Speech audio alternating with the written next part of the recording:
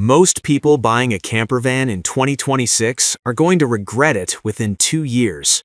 The dealers already know it. Today, I'm showing you exactly what's broken about this market, why the pricing is lying to you, why the most popular vans are being bought for completely the wrong reasons, and what the smartest buyers in 2026 are actually doing differently.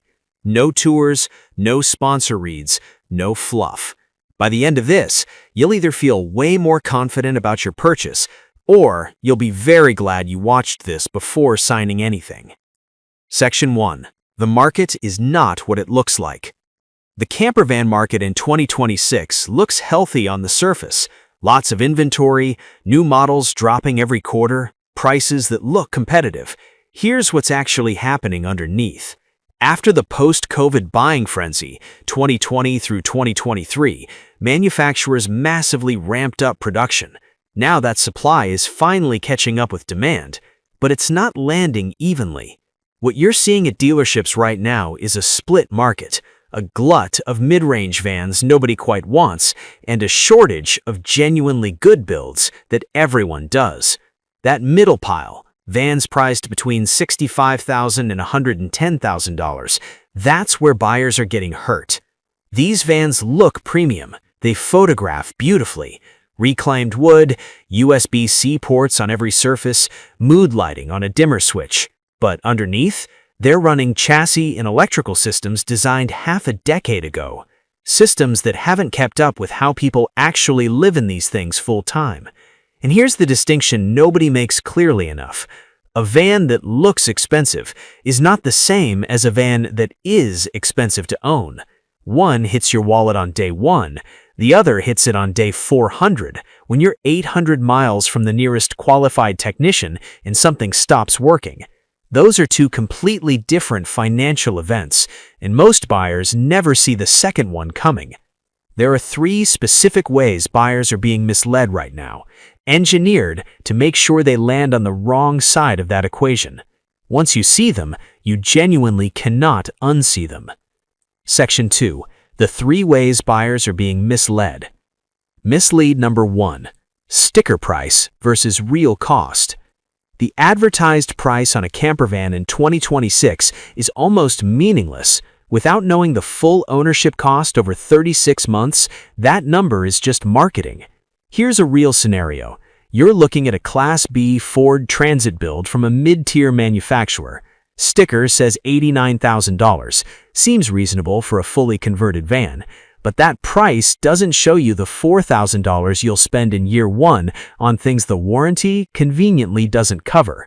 The shore power inverter that wasn't load tested properly, the fresh water pump that fails because the fittings weren't marine grade, the slide out that starts binding because the tolerances were cut for cost. Now compare that to a van at $112,000. Fewer units per year, commercial grade components, 2-year comprehensive warranty with mobile service. In 36 months, the cheaper van costs you more, every single time.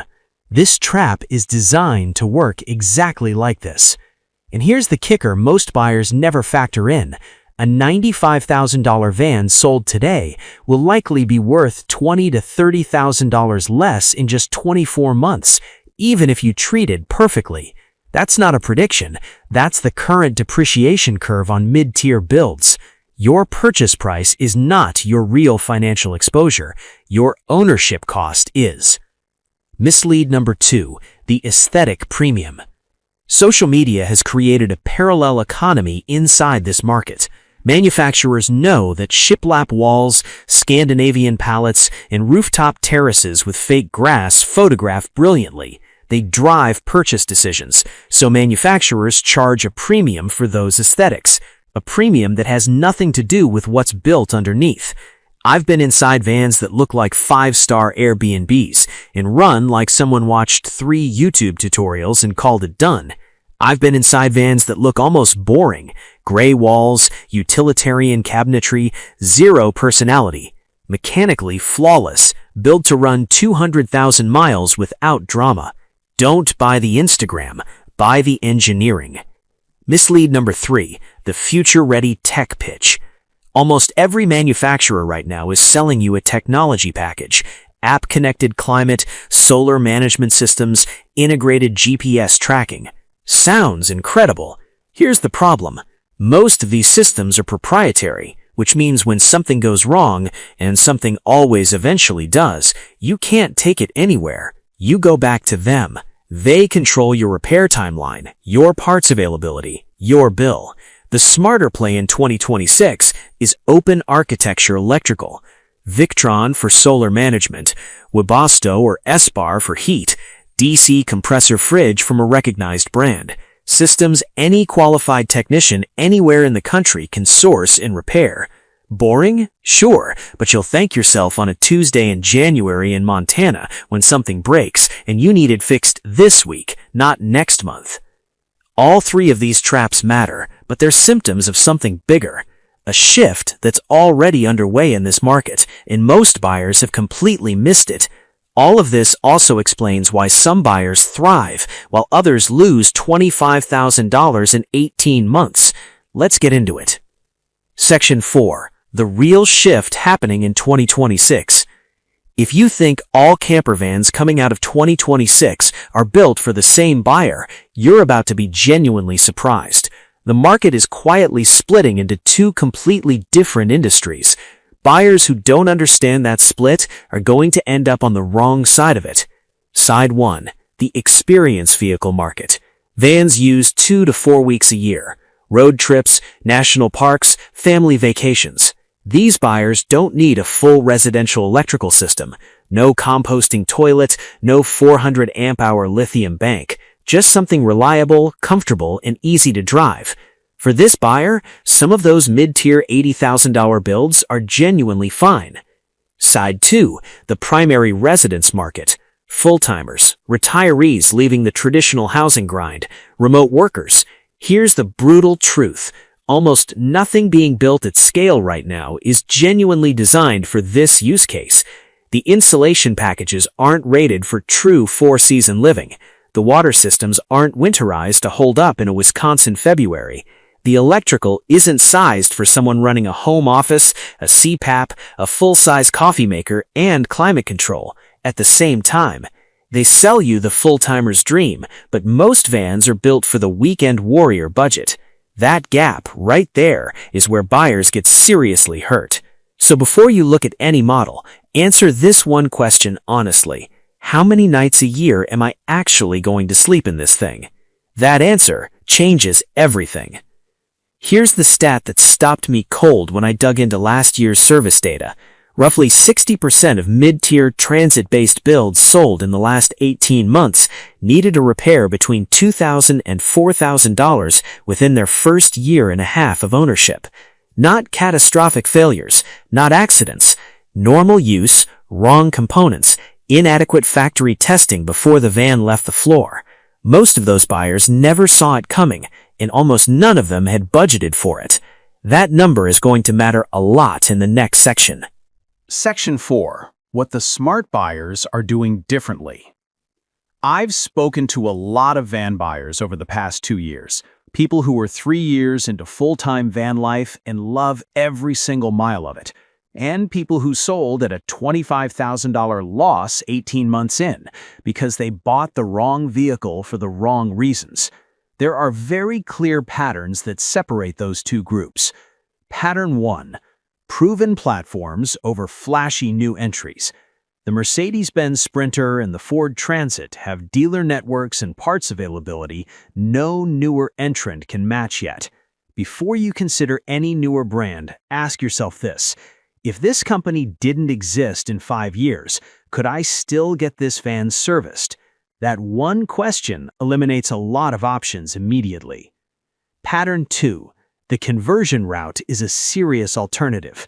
A 2023 high-roof Transit with 25,000 miles, plus a quality build from a reputable regional converter. That combination can deliver a better van, a better warranty, and better long-term support than most factory packages, often for $15,000 to $25,000 less. This isn't a budget hack. This is sometimes genuinely the higher quality outcome. Pattern 3, and this one surprised me. They negotiate on upgrades, not price.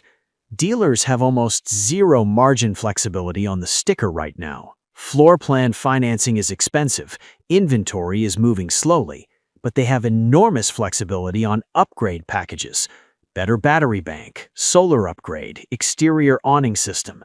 Negotiate those in instead of fighting for $5,000 off the listed price. You'll come out ahead in real value every time. And for families, listen carefully here. Fixed bed versus convertible layout is a bigger decision than almost anyone gives it credit for. A fixed bed feels like a luxury until you have 2 kids who need somewhere to exist on a rainy afternoon in Oregon. Convertible layouts trade some sleeping convenience for genuine daytime livability. Neither is wrong, but be honest about your actual travel style, not your aspirational one. Now, specific models. What represents real value right now? What's overpriced for what you're actually getting? And which segment I think is the single most overhyped in the entire 2026 market? You might not like my answer. Section 5. Real value versus overpriced, the 2026 breakdown. I'm not telling you exactly which van to buy. Your use case is yours to own. But here's the honest value landscape right now. Sprinter platform builds, Winnebago, Airstream, Thor, well-supported, well-serviced, nationwide. The Airstream Interstate specifically holds resale value better than almost anything else in this segment. If you're buying with any plan to sell in 3 to 5 years, resale is part of your total cost. It matters enormously. Transit-based market. Huge variance. Some of the best executed builds in the entire industry sit on a transit platform, from smaller, specialized manufacturers. Some of the worst do too. You must do due diligence on the specific manufacturer, not just the base vehicle. Ram ProMaster. Genuinely improved since 2024, but dealer coverage outside the Northeast and Southwest is still inconsistent. If you're planning wide travel, map that coverage before you commit. It's a real practical risk. In Europe, the Volkswagen California, gold standard for build quality and long-term reliability in the compact segment, commands a significant premium. For a retiree planning extended continental travel, that premium is earned. For 6 weeks a year, there are better uses for that budget difference. And now, my honest, controversial take. The most overrated segment in this entire market right now is the premium American Class B, priced between $130,000 and $160,000, from manufacturers who don't have their own service infrastructure. You are paying a luxury price for a product that will send you to a third-party RV shop the moment something goes wrong, where your van is just another van on the lift. That premium is buying you a premium buying experience, not a premium ownership experience. Those are not the same thing. And in this market, that distinction is everything. Section 6. Who should buy, who should wait? Let me be straight with you. You came here for a real answer, not a hedge, so here it is. Buy now if you found a specific model on a proven platform, you've had a pre-purchase inspection done by an independent technician, not the dealership service department, an independent one, and your actual use case clearly matches what that van was built for. The market isn't collapsing. There's no dramatic price drop coming. If the van is right and the fundamentals check out, hesitation has a real cost too. Wait or seriously reconsider if you're buying primarily because of how it looks in photos. You haven't spent at least 2 nights in that exact model before committing. You haven't mapped your most common travel routes against service availability for that specific platform, and especially if you're financially stretching to get there. Budget a 15% buffer above your purchase price for year 1 costs. If you can't absorb that comfortably, the math isn't there yet. For retirees, I'll say this directly, and I mean it. Buy a van you can stand up in, comfortably, every single day. I've watched people buy stunning low-roof conversions because of how they photograph and be genuinely miserable in them within 6 months of full-time living. Your back doesn't care about the drone shot. Here's where I land, and I'm not hedging on this. The 2026 campervan market isn't broken because good products don't exist. They do. It's broken because the information environment around those products is completely polluted by sponsored content, by influencer deals, by manufacturers who've learned to sell a feeling instead of a vehicle. The buyers who win this year are the ones who slow down, who ask harder questions. What is this van actually built on? Who built the systems inside it? Can I get it serviced where I plan to travel? What does this really cost me to own over 3 years, not just to buy today? This market rewards the informed buyer. It punishes the impatient one. You just watched this entire video. That already puts you ahead of most people walking into a dealership this year. Use it. I want to know exactly where you stand on this. Drop a comment right now. Are you team proven platform, keep it simple, or are you willing to pay the premium for newer tech-heavy builds? No wrong answer. I genuinely want the debate, and I read every single comment. Because here's the truth. The buyers who wait to learn this stuff end up paying for it. And my next video is the exact pre-purchase inspection checklist I actually use myself. The specific things dealerships will never voluntarily show you, but that tell you almost everything about a van's real quality. That one will literally save you thousands. It's coming next. Don't miss it.